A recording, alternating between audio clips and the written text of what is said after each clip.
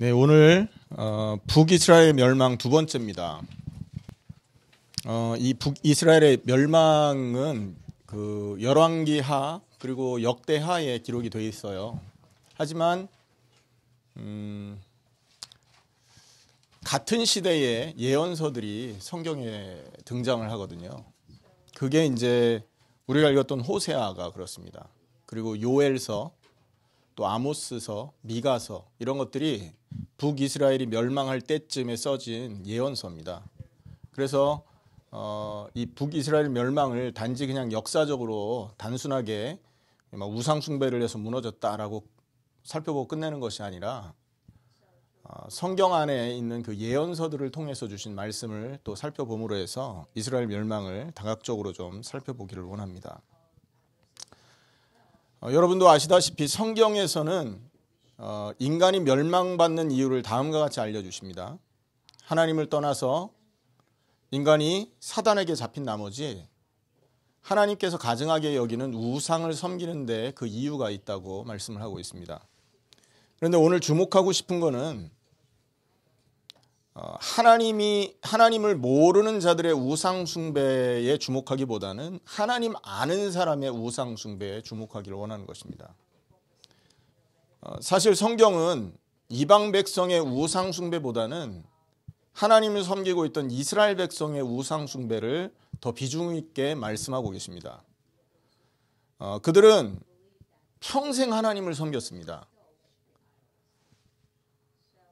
출애굽한 이후부터 하나님은 그 백성을 어린아이처럼 보호하시고 또 하나님이 출애굽을 하실 때 바로 왕에게 나의 아이를 놓아달라 이렇게 말을 하거든요. 그들은 나의 장자니라. 그러니까 이스라엘 백성이 이 하나님의 자녀의 자리에 있었기 때문에 하나님은 그들을 계속해서 인도해 내셨고요. 그리고 언약과 말씀을 주면서 우상을 숭배하지 말라는 경계를 계속해서 말씀과 언약으로 허락을 하셨었거든요. 그런데 그 백성이 하나님을 섬기는 데서 돌이켜서 우상을 숭배했다는 겁니다. 그 결과로 평생 하나님을 섬겼습니다만 하나님에게서 우상 숭배에 대한 신랄한 비판을 받았다는 거죠. 또 그 우상 숭배 때문에 하나님이 비판하신 말씀대로 경고하신 말씀대로 멸망을 받게 되었다는 사실을 우리는 성경 여러 군데에서 확인하고 찾아볼 수가 있습니다. 이스라엘의 이러한 상황은 하나님을 오늘날 섬기고 있는 저와 여러분에게 굉장히 큰 경각심을 가져다 주기에 충분합니다. 교회에 다니기 때문에 나는 우상 숭배와 상관없다. 또는 나는 하나님을 알고 성경을 읽고 있기 때문에 하나님을 섬기고 있고 재앙과 상관없을 것이다. 뿐만 아니라 예수님을 주님으로 고백했으니까 나는 우상 숭배하고 상관없이 우상 숭배자들이 당하는 고통 속에 나는 들어가지 않을 거라고 안일하게 생각한다면 안 된다는 것입니다.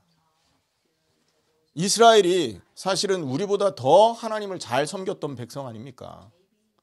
세계 최고 하나님 섬기는 백성을 뽑는다면 유대인들입니다. 그런데도 불구하고 그들은 하나님께 징계를 받았다는 거죠. 그러므로 우리는 하나님을 섬기고 있습니다. 평생 하나님을 위해 헌신했습니다. 그럼에도 불구하고 오늘 말씀을 통해서 하나님의 음성을 들어야 되고 혹시 우리가 잘못 갖고 있는 우상 숭배 부분들이 있다면 회개하고 돌이킬 수 있어야 되겠습니다. 그렇기 때문에 오늘 이 호세아서가 우리에게 그 문제에 대한 답을 주기에 너무나 적합하다는 거죠. 왜냐하면 그래서 오늘 호세아서를 좀 살펴볼 것인데 왜냐하면 이 배경이 바로 이 가장 우상 숭배가 극심했었던 그 분열 왕국 마지막 시대에 북쪽 이스라엘 마지막 시대의 배경을 갖고 있기 때문에 그렇습니다. 12권의 소선지서 중에 여러분 이 분열 왕국을 배경으로 하고 있는 책이 6권의 책이 있습니다. 이해되십니까, 여러분? 분열 왕국이라고 하면 솔로몬이 죽고 난 이후에 여로보암과 르호보암을 중심으로 북이스라엘 남쪽 유다가 갈라졌죠. 그리고 이 북이스라엘이 호세아 왕 때 무너집니다. 우리가 보고 있는 호세아 선지자와 이름이 같은데 북이스라엘 왕이죠. 그 호세아 왕 때 무너질 때까지 그 선지자들이 기록한 책이 있어요. 그게 6권의 책인데 첫째 책이 요엘서, 그리고 요나서, 그리고 아모스서, 호세아, 미가, 오바댜 이렇게 6권의 책이 분열왕국 시대에 쓰여진 책입니다. 그중에 이 마지막 분열왕국 마지막 그 아수르에게 포로 잡혀가기 그 직전에 쓰여진 책이 이사야서. 물론 이 이사야서는 배경이 같지만 대선지서에 속하죠. 여러분 성경을 대선지서, 소선지서로 선지서를 나누는 거 아십니까? 그거는 뭐 이게 이제 예언이 중하다, 중요하다, 뭐 중요하지 않다라는 기준이 아니라 분량이 많다 적다의 기준입니다.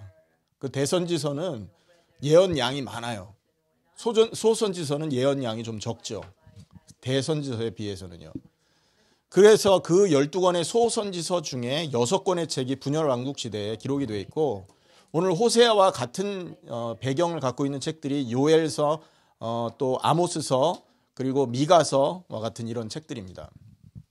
그래서 이 배경을 봄으로 해서 우리가 그 우상숭배, 그 하나님께서 우상숭배를 어떻게 생각하셨으며 우상숭배하는 자들에게 어떤 말씀을 경고를 했는지를 우리가 살펴봐야 될 것입니다.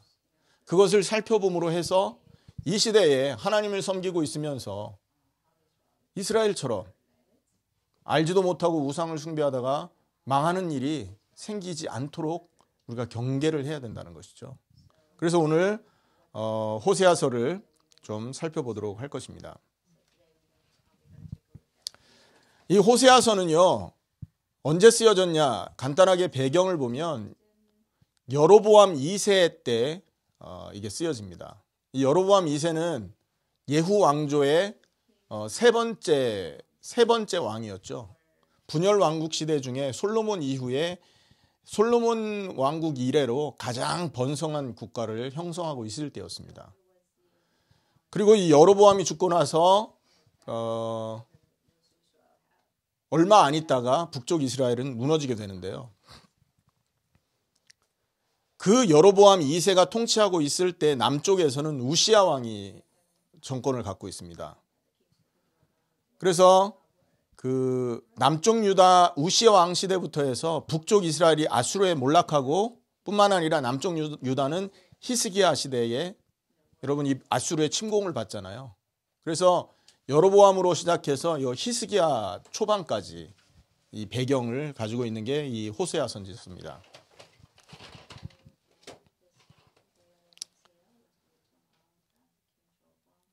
그래서 이 호세아 선지서의 그 시대적인 배경이 어디에 나타나 있냐면, 여러분 열왕기하 14장에서 16장까지 배경을 갖고 있습니다. 우리가 지난주에 열왕기하 17장을 살펴봤죠. 그 열왕기하 17장은 아수르의 포로 잡혀가게 되고 잡혀간 그 기록 이후에 왜 아수르에 포로 잡혀갈 수 있었냐, 왜 포로 잡혀갈 수밖에 없었냐라는 내용을 기록한 장이었지 않습니까? 그렇기 때문에 그 전까지 14장에서 16장까지의 배경을 이 호세아서가 가지고 있다는 것이죠. 그래서 여러분 호세아 선지서를 읽을 때 열왕기하 14장에서 16장을 참고하고, 또 역대하에 있는 그 24장 이후에 그 성경을 참고하면 호세아서를 더 깊이 다각적으로 이해할 수가 있게 되는 것입니다. 자, 그렇다면 하나님은 이 호세아 본문을 통해서 무엇을 얘기하고 있느냐는 거예요. 하나님은 이스라엘의 고통의 원인을 호세아서를 통해 밝히고 있는데, 그게 뭐냐 하면 하나님을 잊고 우상을 섬기고 있었다. 하나님을 잊어버리고 우상을 섬기는 데에 그 원인이 있었다라고 호세아서에서 밝히고 있습니다. 그래서 그 부분을 좀 구체적으로 어떻게 하나님은 호세아서를 통해서 말씀하고 계신지, 이 말은 또 무슨 뭐하고 같은 말이냐면, 인간이 왜 고통에서 빠져나올 수 없는가라는 부분에 대한 문제에 대한 원인과 해결책을 말하는 것이기도 합니다. 그래서 호세아서의 이 내용을 통해서 이스라엘이 멸망받은 이유도 찾아야 되겠지만, 인간이 왜 고통 속에서 빠져나올 수 없는 존재냐라는 부분도 우리가 살펴봐야 된다는 거죠. 또 다른 말로는 왜 인간은 행복하지 못한가? 그리고 왜 인간은 끊임없는 고통 속에서 방황을 할 수밖에 없는가라는 것에 대한 이 원인과 답을 호세아서가 밝혀주고 있다는 겁니다. 그래서 오늘 우리는 이 호세아서를 통해서 이 문제에 대한, 고통에 대한, 행복 없는 인생에 대한 답을 얻어야 될 줄 믿습니다. 자, 첫 번째 호세아서의 예를 살펴보면 왜 인간이 고통하느냐, 왜 인간이 행복이 없느냐, 왜 이스라엘 백성이 아수르에 포로되고 멸망할 수밖에 없었느냐, 거기에 대한 첫 번째 답이 나옵니다. 첫 번째 그게 뭐냐 하면 하나님을 아는 지식이 없어서 망했다라고 말합니다. 이게 호세아 선지서의 말이지만 이 시대의 우리를 향한 말이라는 거예요. 하나님을 열심히 섬기는데 하나님을 아는 지식이 없다면 하나님 섬기는 게 무익하다라는 거죠. 하나님을 믿고 싶고 영적인 축복을 누리고 싶음에도 하나님이 누군지, 하나님을 어떻게 만나는지, 어떻게 저주재앙에서 빠져나오는지에 대한 성경이 말하는 답이 없다면 마음뿐이지 실제로는 고통을 당하게 된다는 겁니다. 그래서 성경 호세아서가 밝히고 있는 인간 고통 첫 번째 이유는 뭐냐? 하나님을 아는 지식이 없어서 망한다라는 얘기를 하고 있다는 거예요. 호세아 4장 1절에서 3절에 보면 이런 말씀이 있습니다. 이스라엘 자손들아, 여호와의 말씀을 들으라. 여호와께서 이 땅 주민과 논쟁하시나니 이 땅에는 진실도 없고 인애도 없고 하나님을 아는 지식도 없고. 3절에 그러므로 이 땅이 슬퍼하며 거기 사는 자와 들짐승과 공중에 나는 새가 다 쇠잔할 것이요 바다의 고기도 없어지리라. 인간이 하나님을 아는 지식이 없는 것 때문에 저주와 속임과 살인, 도둑질, 간음을 하게 되고 심지어는 하나님 지식, 아는 지식이 인간이 그것이 없기 때문에 공중의 새까지도 들의 짐승까지도 쇠잔하고 고기도 없어질 거다라는 말을 하고 있어요. 인간이 하나님을 경외하는 것이 만물이 복을 얻는 것과 연결되어 있다는 것이죠. 요셉이 하나님을 잘 섬기니까, 요셉이 하나님과 동행하고 하나님의 언약 속에 거하니까 하나님이 요셉과 관련 있는 모든 곳에 복을 주셨지 않습니까? 보디발도 복을 받았고 보디발의 밭에까지도 축복이 임했다는 거죠. 하나님을 아는 지식이 없음이 우리의 인생 속에 이렇게 치명적인 문제다라는 걸 우리는 기억하고 있으셔야 됩니다. 호세아 4장 6절 10절에는 또 이런 말씀을 하죠. 내 백성이 지식이 없으므로 망하는도다. 네가 지식을 버렸으니 나도 너를 버려 내 제사장이 되지 못하게 할 것이요. 네가 내 하나님의 율법을 잊었으니 나도 네 자녀들을 잊어버리리라. 그들은 번성할수록 내게 범죄하니 내가 그들의 영화를 변화하여 욕이 되게 하리라. 그들이 내 백성의 속죄 제물을 먹고 그 마음을 그들의 죄악에 두는도다. 하나님 예배하면서도 마음의 죄악을 버리지 않는다는 거죠. 그래서 10절에 그들이 먹어도 배부르지 아니하며 음행하여도 그 수요가 늘지 아니하니 이는 여호와를 버리고 따르지 아니하였음이니라. 여호와를 아는 지식이 없고 하나님을 하나님 아는 지식이 없는 상태로 하나님을 예배했는데 복이 안 된다는 거죠. 뿐만 아니라 그것 때문에 하나님을 아는 지식이 없기 때문에 10절에는 자녀에게까지도 문제가 온다는 거예요. 여러분, 하나님께서 창세기 1장 27절 28절에 생육 명령을 주셨잖아요. 문화명령이라고 그러는데 하나님의 형상으로 창조하고 인간에게 생육하고 번성하고 충만하고 다스리고 정복해라. 그게 원래 인간이 갖고 있는 축복 아닙니까? 근데 그 축복이 언제 온다는 거죠? 하나님을 아는 지식이 있을 때 온다는 거예요. 그 지식이 멀어지니까 보세요. 그들이 먹어도 배부르지 아니하고 음행하여도 수요가 늘지 않는데요. 그리고 여호와를 버리고 그 이유는 여호와를 버리고 따르지 아니했기 때문이다. 자, 호세아서를 통해서 인간 고통 원인을 첫 번째 말하고 있어요. 뭐냐? 하나님을 아는 지식이 없어서 망한다라고요. 뿐만 아니고 두 번째로 호세아 선지자를 통해서 주는 인간 고통 원인이 나옵니다. 그게 뭐냐면 우상 숭배입니다. 인간이 왜 고통 속에 빠지냐? 하나님 아닌 다른 신을 섬기고 사는 거예요. 하나님의 말씀에 순종하고 하나님과 함께 하도록 창조되어 있는 인간이 하나님의 말씀에 굴복하고 순종하기를 거부하고 자기의 마음에 원하는 것을 쫓아가는 상태. 그것 때문에 고통을 당한다라고 말을 하고 있다는 거죠. 여러분, 죄가 자기의 유익 때문에 하나님 말씀을 거부하는 게 죄라고 그랬잖아요. 그러니까 이게 뭐냐면 이 죄 때문에 우상 숭배를 인간은 하게 된다는 겁니다. 이 죄를 해결하지 못하니, 마음으로 하나님을 섬기지 못하니, 우상 숭배에서 벗어나지 못하고 그 우상 숭배에서 벗어나지 못하니 인간이 고통 속에 빠질 수밖에 없게 된다는 거죠. 호세아서 4장 17절 19절에 에브라임이 우상과 연합하였으니 버려두라. 그들이 마시기를 다하고는 이어서 음행하였으며 그들은 부끄러운 일을 좋아하느니라. 여러분이 바알신 섬기는 게 보면 있잖아요. 하나님을 섬기는 거하고 다르거든요. 이 사람들은 이 바알신이 풍요와 다산의 상징이라고 합니다. 그런데 언제 여러분 이 농경 사회에서는 농사를 잘 짓는데 필요한 게 비 아닙니까? 때를 맞춰서 비가 와주고 추수철에 비가 없어야 수확하기 편한단 말이에요. 근데 이 바알신이 비를 내리게 하는 방법으로서 가르친 게 있어요. 바알신이 언제 감동을 해서 비를 내리냐면 남녀가 성관계하는 모습을 보면 비를 내린다고 믿은 겁니다. 그래서 여러분 바알신전에는요 그 남자 여자 그 매춘굴이 있었습니다. 그게 실제 그 성전 예식 중에 하나였던 거예요. 얼마나 음란합니까? 그리고 여기서 말하는 이런 음란들이요 하나님 보시기에 가장 가증스러운 거거든요. 그런데 그들이 그렇게 하면 복이 올 줄 알고 하나님 말씀 버리고 자기들이 원하는 것을 그냥 쫓아간 거죠. 그러니까 하나님이 탄식을 하고 그리고는 뭐라 그러냐? 버려둬라. 니들이 그렇게 하면 그렇게 해라. 어떻게 되는지 보자. 여러분 여기까지 만약에 하나님이 우리를 향해서 마음을 품는다면 우리는요 저주받은 것입니다.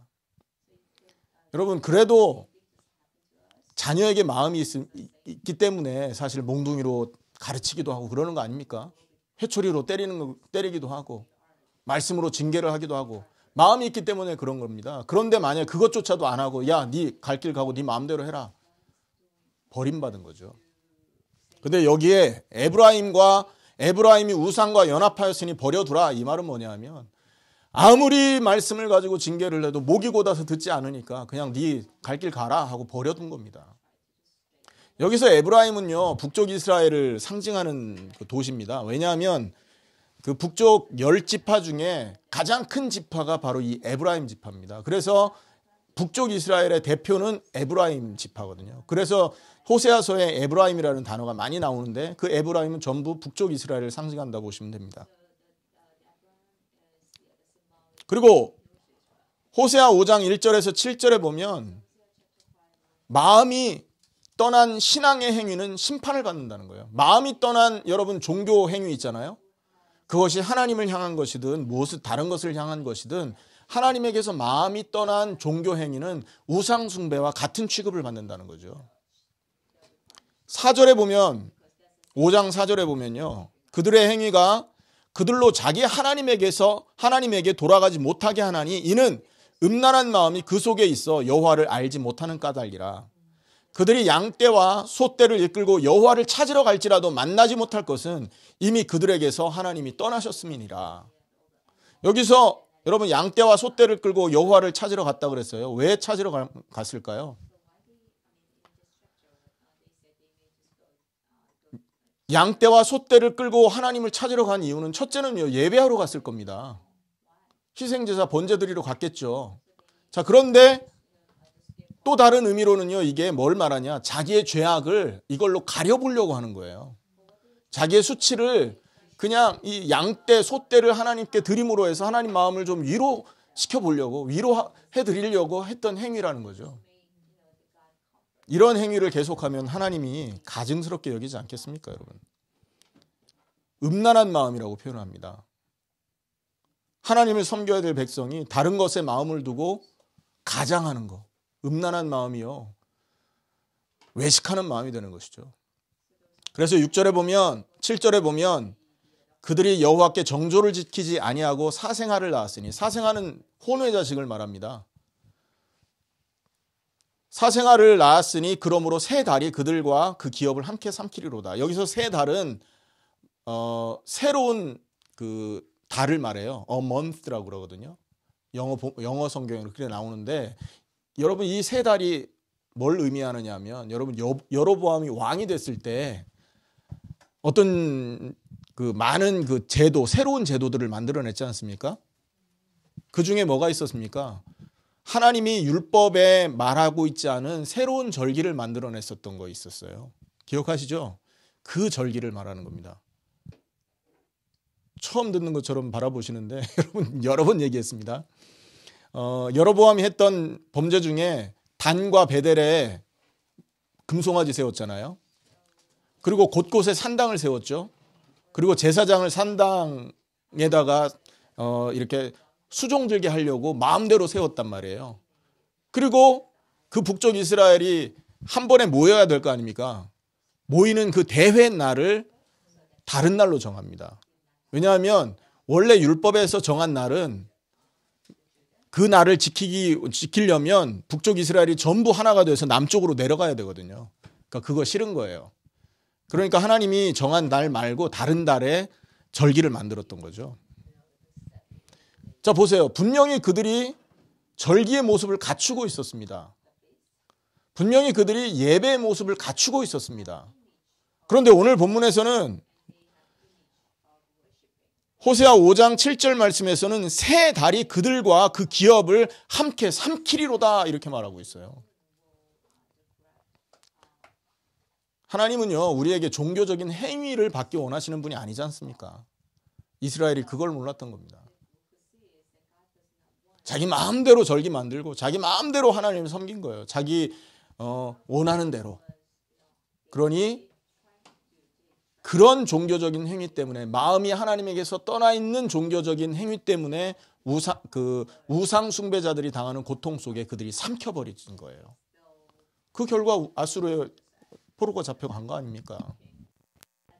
오늘 우리가 예배를 드림에 있어서 마음이 하나님께서 멀다, 억지로 누구의 부탁 때문에, 억지로 내가 있어야 될 자리가 거기이기 때문에 나와 있다면, 여러분 그거는 하나님 앞에 가증한 예배가 되는 거겠죠. 하나님 앞에 진정으로 우리 마음을 다해서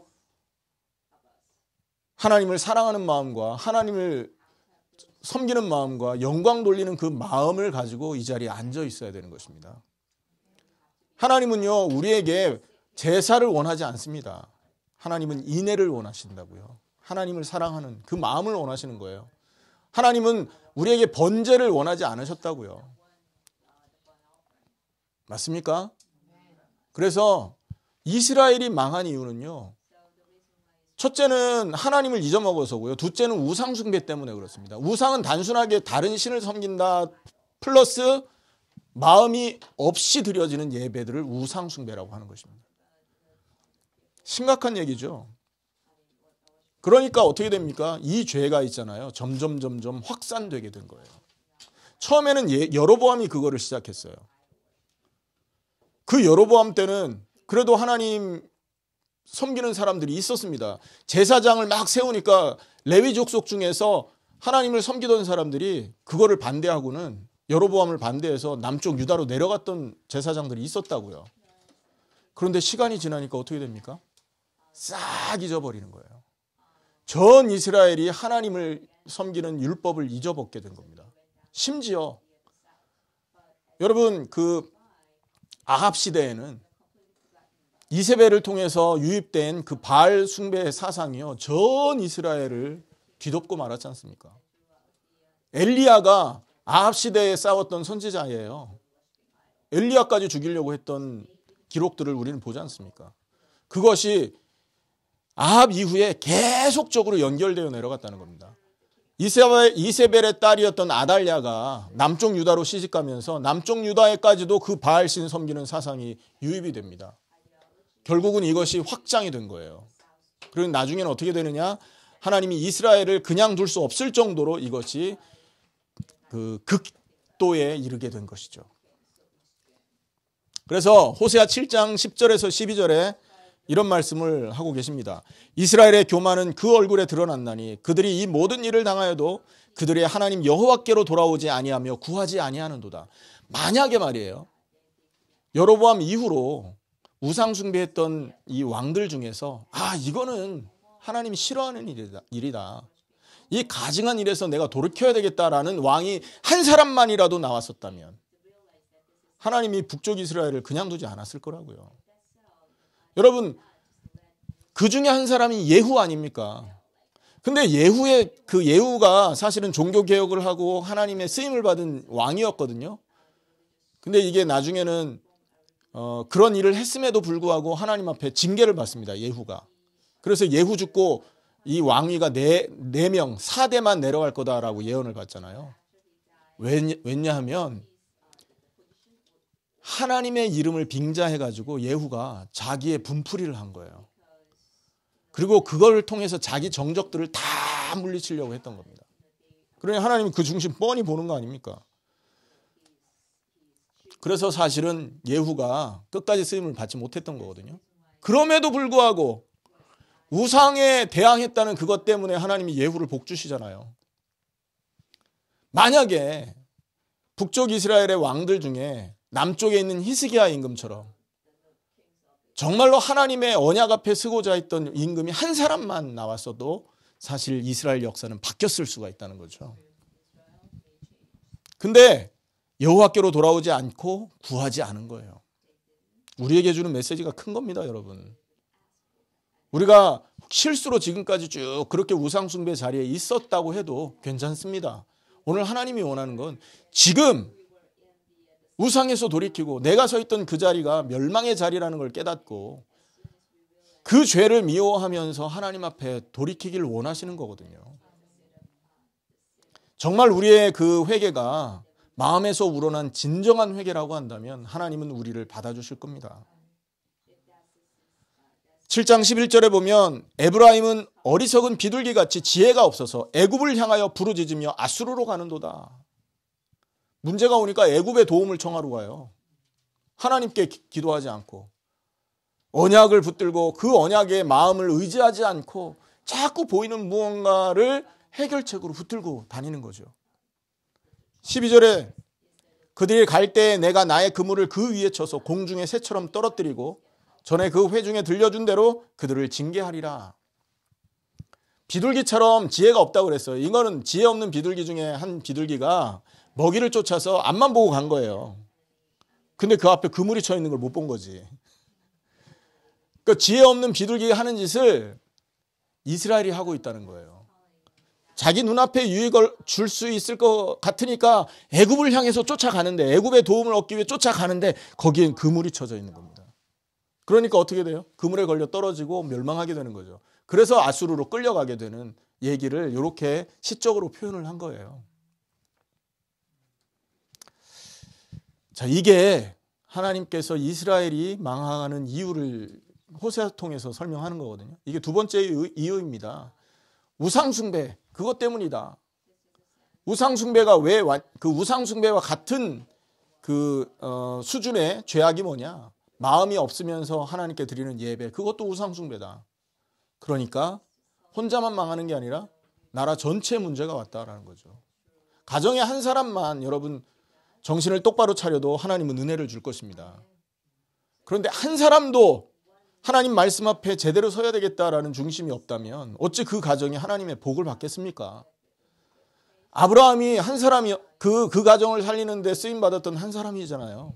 아브라함 한 사람 때문에 이삭이, 야곱이, 요셉이 복을 받은 거 아닙니까? 그리고 아브라함의 믿음 한 사람, 그 한 사람의 믿음 때문에 그 아브라함의 조카 로세게까지도 은혜가 갔고요. 그리고 그 아브라함의 후손들 12지파, 나라가 형성되고 그 후손 가운데 메시아가 올 수 있도록 문을 열어 가신 것입니다. 하나님은요, 우리에게 다른 걸 원치 않겠죠. 성경을 통해 보여준 것은 너희의 죄악된 자리에 돌이켜서 하나님을 마음으로 받아들여라.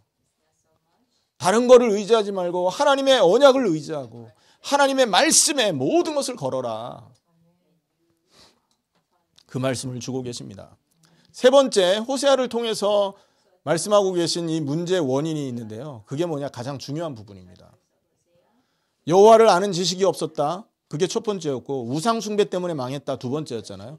요 두 가지의 근본 원인이 세 번째 등장합니다. 그게 뭐냐? 마음에 하나님 두기를 싫어했다라는 거예요. 그리고는 두 마음을 품었다. 마음속에 마음이라는 건 하나님을 담는 그릇이라고 했단 말이에요. 하나님을 담아둬야 될 그릇 속에 다른 게 담겨 있고 뿐만 아니라 하나님도 있는데 또 다른 게 있는 거예요. 두 마음이 들어가 있는 거예요. 그러니까 재앙을 당할 수밖에 없는 거죠. 호세아 10장 2절입니다. 호세아 10장 2절에 보면 이런 말씀이 있습니다. 그들이 두 마음을 품었으니 이제 벌을 받을 것이라. 하나님이 그 제단을 쳐서 깨뜨리시며 주상을 허시리라. 두 마음이 있다는 거죠. 여러분, 그 마태복음 6장에 보면 사람이 뭐를 섬기지 못한다 그랬습니까? 그렇죠. 하나님과 재물을 겸하여 섬기지 못할 것이다 그랬다고요. 제가 한국에 갔더니 어떤 청년이 저하고 이제 대화를 하게 돼가지고 말을 하는데 뭐 기도 제목을 부탁하다가 그런 얘기를 쓱 지나가면서 한 거예요. 뭐라고 했냐? 목사님, 예수 믿는 거 참 좋은데 문제 없이 경제적으로 좀 풍족하게 하면서 예수 믿고 싶습니다 라는 얘기를 하더라고요. 대부분의 사람이 그런 생각할 겁니다. 예수 믿으면 조금 고통당하지 않고 뭐 경제적으로도 좀 이렇게 풍족하고 뭐 좋은 위치에서 하나님 섬기고 싶다는 생각 누구나 다 갖고 있잖아요. 맞습니까? 그게 혹시 그 마음을 갖고 계신다면 여러분 그 마음 깊이 쳐다보세요. 그게 하나님을 섬기는 마음인지 재물을 따라가는 마음인지. 재물을 따라가는 마음이기가 쉽다는 거예요. 그래서 두 개를 말하지만 결국은 우상을 섬기고 있다는 것을 그렇게 표현한 거예요. 여러분 이스라엘이 바알신을 섬겨서 징계를 받았어요. 맞죠? 근데 바알신만 섬긴 게 아니라니까요. 그들은 절기를 가지고 하나님도 예배했어요. 그런데 하나님은 하나님도 섬기고 바알도 섬기는 이스라엘에게 뭐라고 말합니까? 우상 숭배하지 마라. 두 마음을 품었다 이렇게 말하고 있다고요. 하나님은요 우리의 마음을 보신다니까요. 결국은 우상 숭배의 근본 원인은 마음에 하나님이 없었다는 거에 있어요. 마음에 하나님의 말씀을 중요하게 여기는 그런 어떤 심정이 없이 억지로 하는 거예요. 여러분 모태신앙인들 많이 계십니다. 모태신앙 갖고 계신 분들이 실수하는 게 그거예요. 부모님이 교회를 다니니까 억지로 따라간 거죠. 말씀 들으려니까 처음부터 막 귀가 닫혀가지고 무슨 얘기를 하는지 관심도 없어. 그냥 나와 있는 거죠. 여러분 그렇게 10년, 20년 계속 시간이 흘러가면 그 사람 마음속에 말씀이 담길 수 있겠습니까? 물론 하나님이 강권적인 역사로 그냥 팍 역사를 해서 귀를 열고 마음을 열어서 역사를 한다면 모르지만 사실 대부분의 모태신앙자들이 그런 실수를 한다는 거죠. 그래서 겉으로 보이기에는요 굉장히 하나님 잘 섬기는 것 같아요. 맨날 교회 나와 있거든. 그리고 또 어려서부터 신앙교육 받아가지고 어른들한테 얼마나 깍듯하게 잘하는지 교회 와가지고 어른들 막 인사 잘하고 심부름 잘하고 얼굴은 항상 웃는 얼굴로 많은 사람들이 그 속에 뭐가 들어있는지 모르게 이렇게 포커페이스 만들고 그렇게 하는 사람이 많단 말이죠. 그렇다고 옆에 계신 분 쳐다보지 마시고 결국은 뭐예요? 마음에 정말 진정으로 내가 하나님 말씀을 의지하고 사느냐 이게 있냐 없냐가 중요한 거지. 언제부터 믿었냐 이게 중요하지 않다는 거죠. 그러면 한번 생각해 보세요. 우상 숭배 속에서 자란 사람은요. 그 사람은 섞입니다. 어려서 들은 그 우상의 지식들이 있잖아요. 그거와 말씀이 섞여가지고 분간이 잘 안 돼요. 막 열심히 하긴 하는데 이게 말씀하고 맞는지 틀리는지 이게 분간이 안 돼서 감정적으로 흐르기가 쉽죠. 맹신하는 경우가 많이 생깁니다. 그렇게 되면. 이거는 모태신앙인을 또는 이렇게 중간에 믿은 사람을 잘못됐다 말하는 게 아닙니다. 뭘 말하느냐? 주의해야 된다는 거죠. 억지로 와서 앉아있다? 아닙니다. 우리 마음으로 하나님 앞에 나가야 되는데 많은 사람이 그 마음에 다른 것들을 담아두고 있다는 거죠. 그게 우상 숭배하게 된 근본 원인이다. 성경이 말하고 있다는 거예요. 여러분, 호세아 6장 7절에 뭐라고 말을 하냐면 이게 창세기 3장에서 시작됐다는 얘기를 하고 계십니다. 호세아 6장 7절, 그들은 아담처럼 언약을 어기고 거기에서 나를 반역하였느니라. 하나님을 섬겨야 될 에덴 동산에서 하나님의 말씀을 마음에 두고 그 말씀을 지켜야 될 그 자리에서 아담은 뭘 선택했냐? 반역을 선택했다는 거죠. 마음을 하나님에게서 멀리 가져갔다는 거예요. 마음을 하나님께서 멀리 가져가고 자기가 원하는 것을 얻기 위해 마귀의 말을 쫓아가 버린 거예요. 그게 반역이라는 겁니다. 그래서 죄라는 것이요, 의미를 깊이 알면 할수록 굉장히 심각한 얘기가 되는 거예요. 하나님 입장에서는. 하나님은 그것을 반역이요 배반이라고 말하고 있단 말이에요. 그 반역된 마음, 배반의 마음을 우리가 아직도 갖고 있다면 어째 하나님이 거기에 복을 부어줄 수 있겠습니까? 하나님을 사랑하는 마음이 하나님이 원하는 마음이에요. 그런데 그 마음에 다른 걸 담아두고 있고 다른 걸 쫓아가고 있고 뒤로는 다른 걸 쫓아가면서 겉으로는 하나님을 섬기는 것처럼 가식적인 모습으로 나타나고 있다면, 여러분, 오늘 우리가 이스라엘이 가지고 있었던 우상 숭배와 징계의 원인을 갖고 있는 사람이라는 것을 기억하셔야 되는 거예요.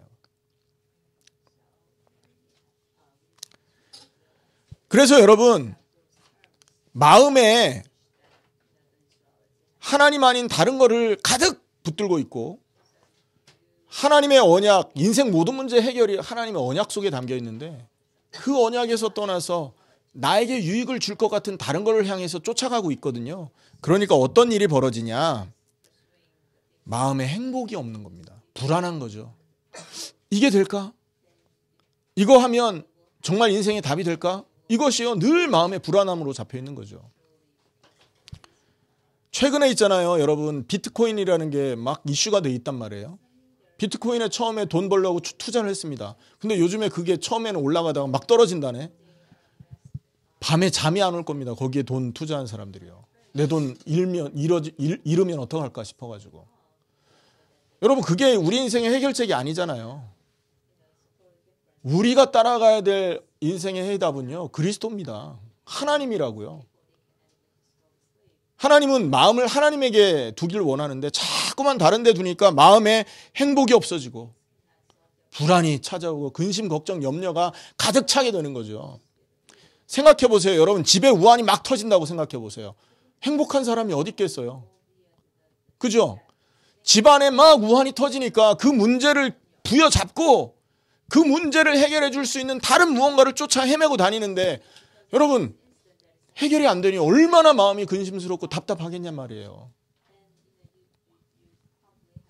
여러분, 혹시 여러분 마음이 불안과 근심과 초조, 염려, 우울증, 공황장애라 그러죠. 자꾸 두려워지는 거예요. 이런 것들이 가득 차 있다면 그게 뭐냐면 하나님을 떠난 데서 오는 마음의 증상들이라는 걸 기억하셔야 됩니다.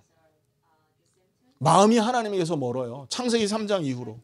그래서 이스라엘처럼 우리가 지금 그 인생길을 걸어가고 있다고 여러분 판단하시면 됩니다. 그래서 호세아서에는 이런 모든 것을 위한 해결책을 딱 제시하고 있는 것입니다. 호세아서에 제시한 해결책이 뭐냐? 바로 하나님 자신이 이 문제에 대한 해결이라는 것을 얘기하고 계십니다. 여러분, 하나님이 자기가 해결책이라는 걸 말씀하시는데 어느 정도로 간절하게 말씀하시냐면요, 야, 나한테 돌아와라, 이 정도가 아니에요. 내가 너희를 유혹한다라고 말합니다. 여자가 뭔가를 얻기 위해서 남자 유혹하는 경우 많잖아요. 남자가 여자를 얻기 위해서 막 이렇게 가장하고 유혹하는 경우 많잖아요. 속여서 유혹하는 경우 많지 않습니까?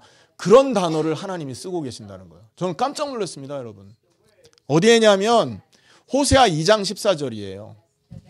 거기에 보면 그러므로 보라, 내가 그를 타일러서 거친들로 데리고 가서 말로 위로하고 라고 말을 하는데, 여기 그를 타일러라는 이 말 있잖아요.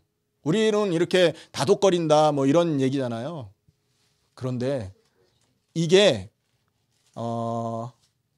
알류어라고 해가지고 알류어라고 해서 꿰다 미혹하다라는 뜻이 있는 단어입니다. 하나님이 이스라엘 백성을 유혹하여서 거친들로 데리고 가겠다. 그 말은 뭡니까? 하나님이 우리를 향한 마음을 표현한 거예요. 내가 너희를 유혹해서라도 그 거친 자리에서 건져내가지고 소망의 자리로, 은혜의 자리로, 풍요의 자리로 너희들을 이끌어가고 싶다라는 표현을 하고 계신 거예요. 그래서 보면 15절에 거기서 비로소 그의 포도원을 그에게 주고 아골골짜기로 소망의 문을 삼아 준다. 여러분, 아골골짜기가 무슨 골짜기예요? 죽음의 골짜기 아닙니까? 그거를 소망의 골짜기로 바꿔주겠다 한 거예요. 그러면서 16절에 그날에 내가 나를 내 남편이라 일컫고, 우리가 신부고 하나님이 신랑이 되는 겁니다. 그날에 네가 나를 내 남편이라 라고 말한대요. 17절에 내가 바알들의 이름을 그 입에서 제거하여 다시는 그 이름을 기억하여 부르는 일이 없게 하리라. 여러분, 하나님의 사랑을 한번 보십시오. 눈이 영안이 다쳐가지고 자기의 유익 때문에 다른 걸 쫓아갔던 그 음란한 여인과 같은 우리에게 하나님이 찾아오셔갖고는 내가 너를 유혹한다. 거기는 길이 아니니까 나한테 와라. 내가 너희를 유혹하고 데리고 가서 광야에서 소망의 자리로 너희를 이끌어가겠다. 참 하나님의 사랑이 느껴지는 그런 말씀입니다. 18절에 그날에는 내가 그들을 위하여 들짐승과 공중의 새와 땅의 곤충과 더불어 언약을 맺는데요. 무슨 언약을 맺을까요? 야, 들짐승 너희는 이제 내 아내 건들지 마. 야, 공중의 그 해충들 더 이상 나의 백성 이렇게 괴롭히면 안 돼? 이런 언약을 맺는다는 얘기예요. 그 보호하겠다는 뜻이죠. 그러면서 18절에 그들로 평안히 눕게 하리라. 그리고 내가 네게 장가들어 영원히 살 것이다. 여러분, 하나님의 음성을 들으시고 하나님의 그 말씀에 순종하시기를 축원합니다. 그리고 23절에 보면 내가 나를 위하여 그를 이 땅에 심고 긍휼히 여김을 받지 못하던 자를 긍휼히 여기며 내 백성 아니었던 자에게 향하여 이르기를 너는 내 백성이라 하리니 그들은 이르기를 주는 내 하나님이시라 하리라. 여러분, 이거를 설명하기 위해서 하나님이 호세아를 선택한 겁니다. 호세아의 이름의 뜻은요, 여호와는 구원이시다라는 이름의 뜻이거든요. 여호수아라는 말과 같은 말이고요, 예수라는 말과 같은 뜻을 갖고 있는 단어입니다, 이 말이. 자, 그런데 호세아가 어떤 사람이죠? 음란한 여인 고멜과 결혼을 했어요. 그것도 하나님이 호세아에게 명령을 해서 결혼을 하잖아요. 창녀하고 결혼을 했다고요.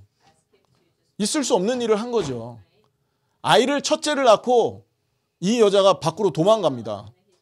둘째, 셋째를 연이어 다른 남자의 아이를 배요. 그런데 하나님이 호세아한테 뭐라고 시키느냐? 야, 너 가가지고 저 고멜 데리고 와라. 그 고멜을 위해서 너 은 15개 그리고 보리 한 호멜을 가지고 그를 사와라. 그렇게 말해요. 여러분, 선지자의 아내 아니었습니까? 굉장히 존귀한 여자였습니다. 근데 그 여자가 다른 남자의 옆에 가 있는 거예요. 창녀가 돼서. 여기 은 15개와 보리 한 호멜은 구약 율법에 노예를 살 때 들어가는 비용이라고 합니다. 존귀했던 이스라엘이 노예 자리에 가서 머물러 있는 거예요. 하나님의 형상으로 하나님을 찬양하던 자리에 인간이 마귀의 노예가 되어 있는 거예요. 거기서 찾아와라. 이게 하나님의 음성이라는 거죠. 고멜을 그리고 데리고 옵니다. 그리고는 아이를 둘 더 낳아요. 이게 하나님이 호세아를 통해 보여준 사랑인 거죠. 왜 호세아에게 그거를 시켰을까요? 우리가 고멜과 같은 사람인 거거든. 하나님이 호세아를 보내서 구원해내는 것처럼 누군가를 보내서 우리를 건져내겠다라는 뜻을 보여주신 겁니다. 호세아의 그 역할을 완성했던 분이 누구십니까? 신약에서는 호세아 같은 이름의 뜻을 갖고 있는 분이 계시죠? 예수. 예수님을 보내서 우리를 건져내신 거예요. 그래서 보면 여러분 호세아 1장 11절에 이런 말씀이 있습니다. 이에 유다 자손과 이스라엘 자손이 함께 모여 한 우두머리를 세우고 그 땅에서부터 올라오리니라고 해요. 이스라엘 백성이 한 우두머리를 세운대요. 그게 누구겠습니까? 메시아 그리스도라는 거예요.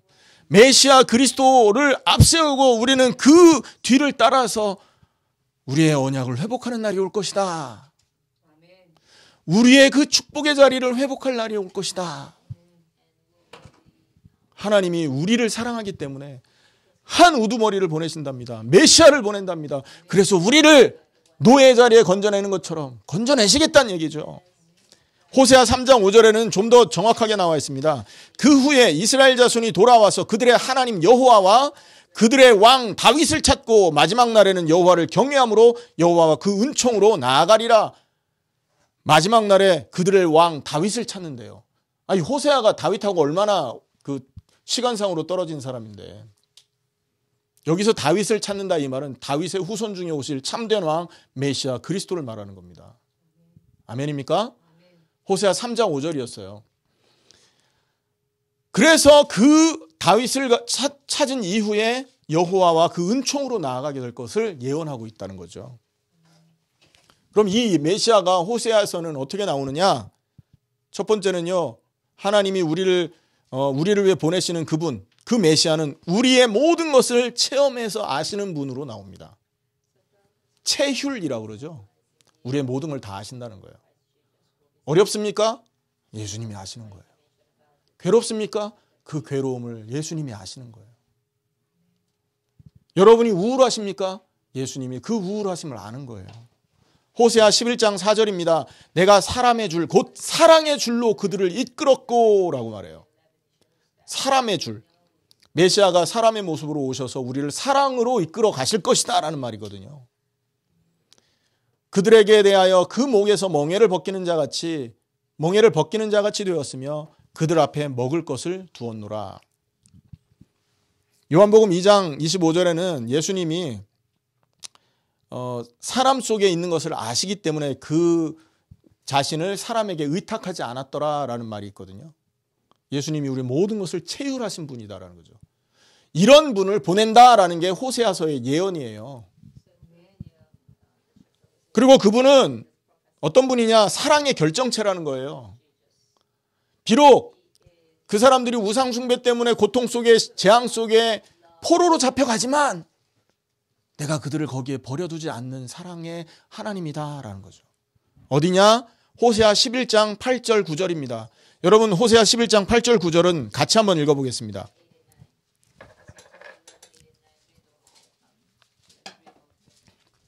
같이 읽습니다. 시작. 에브라임이여 내가 어찌 너를 놓겠느냐? 이스라엘이여 내가 어찌 너를 버리겠느냐? 내가 어찌 너를 아드마같이 놓겠느냐? 어찌 너를 스보임같이 두겠느냐? 내 마음이 내 속에서 돌이켜 나의 긍휼이 온전히 불붙듯 하도다. 내가 나의 맹렬한 진노를 나타내지 아니하며 내가 다시는 에브라임을 멸하지 아니하리니 이는 내가 하나님이요 사람이 아님이라. 내 가운데 있는 거룩한 이니 진노함으로 내게 임하지 아니하리라. 아멘입니까? 내가 어찌 너를 놓겠느냐? 내가 어찌 너를 버리겠느냐? 너는 나의 아들 아니냐? 너는 나의 자녀가 아니냐? 네가 비록 연약해서 우상을 따라가지만 어찌 내가 너를 이방인처럼, 어찌 내가 너를 저주받은 자처럼, 사생아처럼 버려두겠느냐?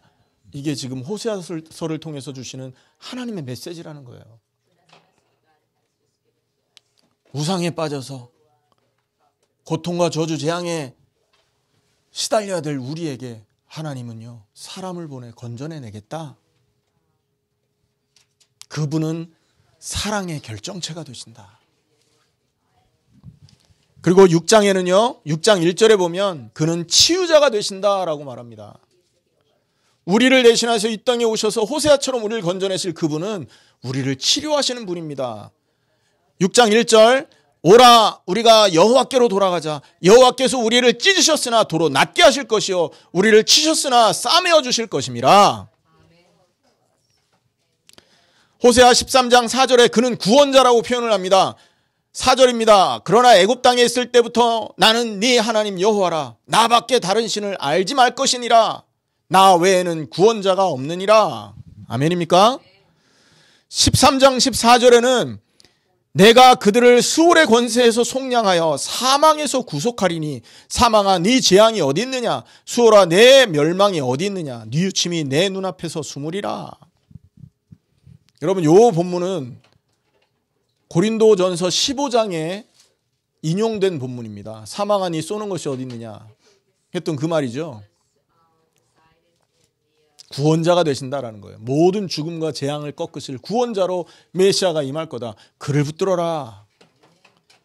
그래서 호세아 결론은 한 가지가 되는 겁니다. 우상 속에 빠져있는 그들을 향해서 호세아가 결론적으로 말을 하는데 그게 뭐냐? 마음으로 내게 돌아와라. 그래서 하나님을 알자. 아멘. 그리고 하나님께 돌아와서 그를 항상 바라보자 이 말이에요. 호세아 6장 3절 한번 보겠습니다. 그러므로 우리가 여호와를 알자. 힘써 여호와를 알자. 그의 나타나심은 새벽 빛같이 어김이 없나니 비와 같이 땅을 적시는 늦은 비와 같이 우리에게 임하시리라. 아멘입니까? 6장 3절이었습니다. 여호와를 알자. 힘써 여호와를 알자.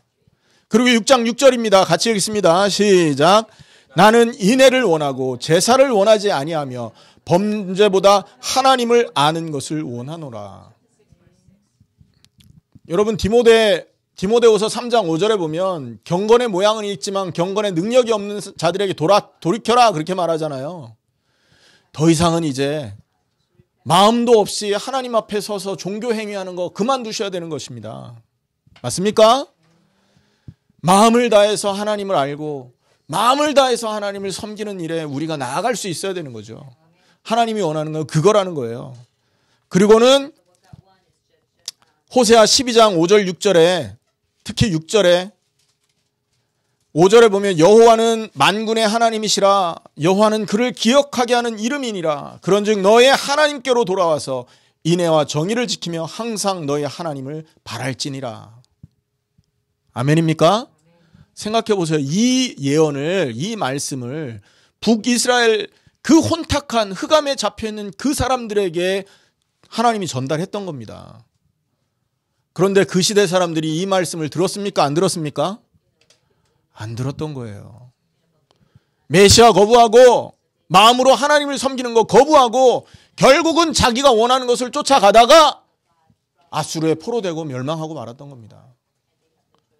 이 시대에 예수 믿는 사람들이 그런 모습을 갖고 있다면 대부분의 예수 믿는 기독교인들 중에 이 마음이 하나님에게서 멀어져 있는 경우가 많거든요. 돌아와야 됩니다. 어떻게 돌아오는 것입니까? 한 가지 방법밖에 없는 거예요. 십자가의 죽으심을 의지하고 부활과 함께 일어나야만 우리는 하나님을 마음으로 섬길 수 있게 되는 것입니다. 영접하는 게 하나님 자녀되는 길이잖아요. 근데 영접이 뭐냐? 십자가에 죽으신 그 예수님의 자리에 내가 함께 죽었다라는 사실을 인정하는 것입니다. 우상을 향해 살던 죄악을 향해 가던 내 인생이 예수님과 함께 십자가에 못 박혀 죽었다는 사실을 마음으로 믿고 인정하는 게 영접이라는 거예요. 그 영접은 그래 죽음의 자리인 겁니다. 죽음을 인정하는 걸 말하는 거예요. 그 영접이 일어날 때 성령이 우리 안에 오셔서 하나님의 자녀가 되고 우리는 하나님을 위한 인생을 살 수 있는 사람이 되어지는 것이죠. 오늘 말씀을 마치겠습니다. 북이스라엘의 멸망을 선지서 관점으로 바라본 겁니다. 선지자를 통해서 하신 말씀이지만 저와 여러분에게 주는 말씀이에요. 아수르에 포로 잡혀간 이스라엘 백성은 하나님을 섬기던 백성들이었습니다. 하나님을 섬기는데도 이들은 우상 숭배 때문에 무너졌던 거죠. 만약에 예수를 믿고 있다고 자부하고 있었고 하나님을 섬긴다고 자부하는 저와 여러분에게 마음이 하나님께서 먼 상태로 그 먼 상태가 아직도 나에게 있다면 우리는 멸망당한 이스라엘 상태와 같은 상태라는 거예요. 어떻게 회복합니까? 치료자 되시고 구원자 되시고 우리를 채우라고 하시는 그 메시아 그리스도께 나아가야 되는 것입니다. 그 십자가의 자리에서 우리는 다시 생명을 얻게 되는 것입니다. 그 손길을 붙들 때 호세아가 고멜을 돈 주고 다시 회복시켰던 것처럼 우리가 예수님의 손을 잡을 때 예수님의 십자가를 의지할 때 하나님의 백성의 자리로 다시 회복하게 되는 것입니다. 여러분 이번 한 주간에 여러분 깊이 기도하시면서 하나님을 생각하시고 하나님 여호와를 바라시는 그래서 십자가와 부활의 은혜 속으로 더 깊이 들어가시는 여러분 되기를 예수님의 이름으로 축원합니다. 기도하겠습니다.